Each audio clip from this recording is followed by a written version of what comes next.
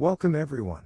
In this short video, let us explain what is SQLite 3 Database Management System. SQLite 3 is a self-contained, with no external dependencies, file-based SQL database library integrated into, or, in other words, embedded end-to-end application. As a result of the integration, an application with its own functionality gets the additional functionality of a relational database management system. In our everyday practical work, we use dozens of different software libraries to enrich our own application with a functionality already conceptualized and implemented by somebody else. There is no much conceptual difference between those uncountable libraries and SQLite 3 library. The SQLite 3 library just gives us access to each subset of SQL query language. Despite its compact size, SQLite offers a broad range of features and capabilities. It also supports transactions, views, check constraints, compound queries, etc. SQLite 3 translates each high-level SQL statement into a sequence of low-level input-output requests like open a file, read from a file, write into a file, etc. that do the work requested by SQL. Having that, an application with embedded SQLite 3C library doesn't need a data management system and a separate operating system process. SQL statements like data definition language or data manipulation language subsets of SQL can be prepared and issued directly in application with embedded SQLite 3. Speaking about Blender environment, we have to highlight the following. Blender has an embedded Python interpreter, which is loaded when Blender gets started, and stays active while Blender is running.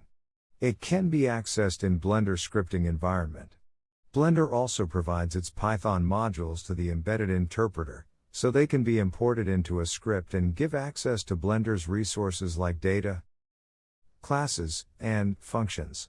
SQLite 3, in its turn, integrated into Python as a module that must be explicitly imported into the code. Python SQLite sits in the same process as Python, under Python's DB interface.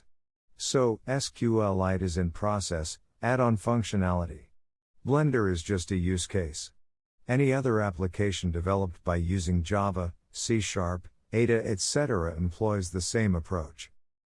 SQLite 3 database is a standalone file in the operating system file system. As we mentioned above, SQLite translates each high-level SQL statement into a sequence of low-level input-output requests like open a database file, read from, write to the database, close the database file, etc. All necessary structures like tables, indices, metadata are parts of the file. The database file created by one application can be shared by multiple applications with SQLite library integrated into and running in the same operating environment. Multiple database files with different content can be accessed by one application too. That makes database maintenance relatively simple. For example, to binary backup the SQLite database, all you need to do is copy over single database file to a safe location in the file system. Moreover, using SQLite feature vacuum, it is possible to release unused space in the database file before executing the binary backup. It is not efficient if database file is large, but simplicity sometimes is the key. SQLite 3 library has been designed as a tool to manage local data on a computer, mobile devices, on-board computers, sensors, etc. Local data are generated by standalone application, downloaded from internet, exported by an application and physically stored on your local file system as a standalone files, like pictures, music, documents, CSV, etc.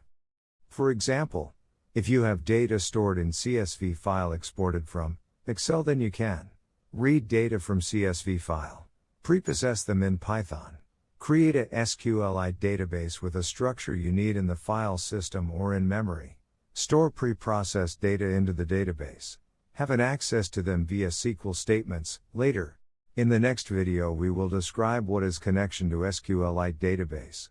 Code will be available at GitHub. At the end of the series, you will be able to process different sources of data, load them into SQLite 3 database and use them. Thanks for watching this video. See you next time.